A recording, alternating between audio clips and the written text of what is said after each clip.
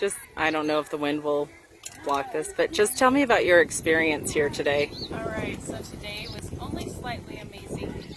It was wonderful, and I came over to help with dinner, and we made dinner in the HopeSaCs. We have 2 HopeSaCs with rice, 2 with potatoes, and 1 with peas. And what was interesting is they were showing me how to make the rice, and they were sort of switching up pots, and I went, no, let me show you the second one. So we did their same technique where they fry the rice up first with some onions and some vegetables, and then I said, but let's make it in this pot. They were worried about the pot getting dirty. I'm like, no, let's let the pot get dirty. It's okay if the HopeSaC gets dirty. And so then they're like, yes, this is going to be so much easier. So we made it, we let it boil, and then we put them in the HopeSaCs, and then we just sat around, and these women have so much fun.